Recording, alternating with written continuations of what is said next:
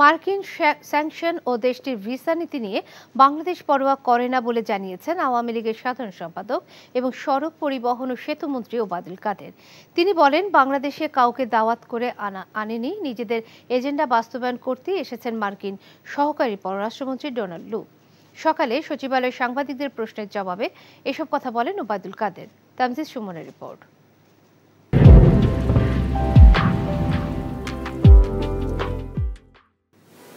তাকে দিয়ে প্রশ্ন করার নিজ মন্ত্রণালয়ের বিভিন্ন উন্নয়ন প্রকল্প ও সমসাময়িক রাজনীতি নিয়ে সংবাদ সম্মেলন করেন সড়ক পরিবহন ও সেতুমন্ত্রী ওবায়দুল কাদের।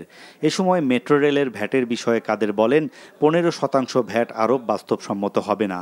বিআরটি প্রকল্পের সুবিধা সাধারণ জনগণ পেতে শুরু করেছে উল্লেখ করে মন্ত্রী বলেন, ডিসেম্বরের মধ্যে বিআরটিসি বাস সার্ভিস চালু করতে বিদেশ থেকে বাস আমদানির উদ্যোগ নেওয়া হচ্ছে। ভারতের কাছে ইলেকট্রিক বাস আমদানির প্রস্তাব দেব। এক প্রশ্নের জবাবে আওয়ামী লীগ সাধারণ সম্পাদক বলেন, দক্ষিণ এশিয়া বিষয়ক মার্কিন সহকারী পররাষ্ট্রমন্ত্রী ডোনাল্ড লুর সফর নিয়ে মাথা ঘামানোর কিছু নেই। একটা দেশের তিনি পররাষ্ট্রমন্ত্রীও, একজন সহকারী পররাষ্ট্রমন্ত্রী, তাকে নিয়ে বাংলাদেশে তো মাতামতি করে। তার প্রয়োজনে সে আসছে, তাদের এজেন্ডা আছে, বিভিন্ন বিষয় নিয়ে আলাপ আলোচনা থাকে, তো সেটা তারা করতে আসছে।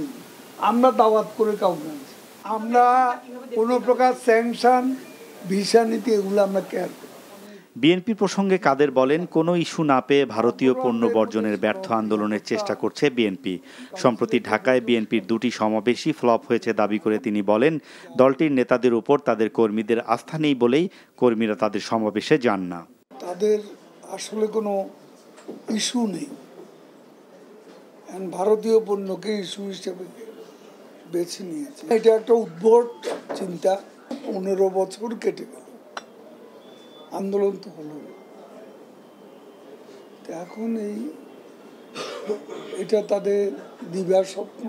তাদের আন্দোলনের সাথে জনগণের কোনো সম্পৃক্ততা নেই, যে কর্মীরাও এখন নেতাদের প্রতি আস্থা হারিয়ে ফেলেছে। সড়কের শৃঙ্খলা প্রশ্নে ওবায়দুল কাদের বলেন, সড়ক ব্যবস্থাপনায় বিশ্বব্যাংকের প্রজেক্ট ভালোভাবে বাস্তবায়ন করতে পারলে সড়কের শৃঙ্খলা ফিরে আসবে।